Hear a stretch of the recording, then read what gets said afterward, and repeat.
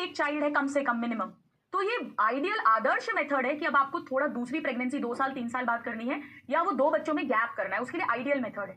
उसका रीजन ये है कि बैरियर मेथड हर बार यूज करना पड़ेगा जब भी कॉइटस होगा। पिल्स भी मैं आपको बताऊंगी डेली खानी पड़ती है, डेली गोली लेनी पड़ती है, टैबलेट लेनी पड़ती है। इंजेक्शंस भी हर 2-2 महीने 3-3 महीने में लेने पड़ते हैं। ये 3 इयर्स वाली भी आती है, 5 इयर्स वाली भी आती है। कॉपर टी, मल्टी लोड अभी बताऊंगी आपको। तो एक बार लगा लिया 3 साल तक नो टेंशन, जिस दिन निकालेंगे उसके बाद जब चाहे प्रेगनेंसी हो जाती है।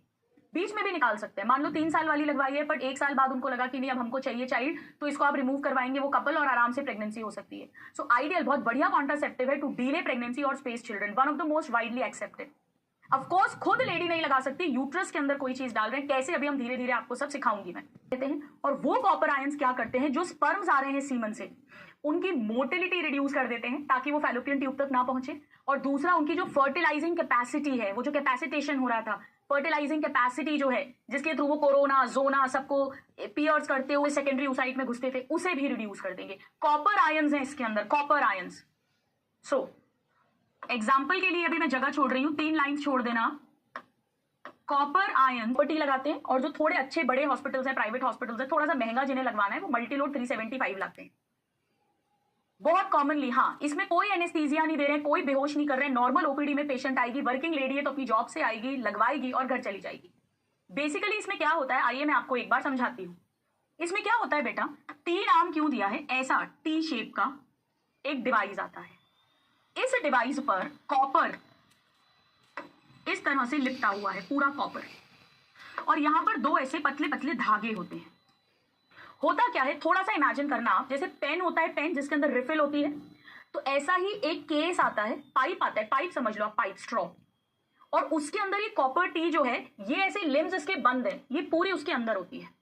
हम सबसे पहले क्या करते हैं, उसको जनरली पीरियड्स के डे 4th 5th पर बुलाते हैं। शुरू में नहीं बुलाते क्योंकि तब हैवी ब्लीडिंग हो रही है तो अनकंफर्टेबल होगा पेशेंट के लिए, और बाद में भी नहीं बुलाते ओव्यूलेशन के टाइम या ल्यूटियल फेज में।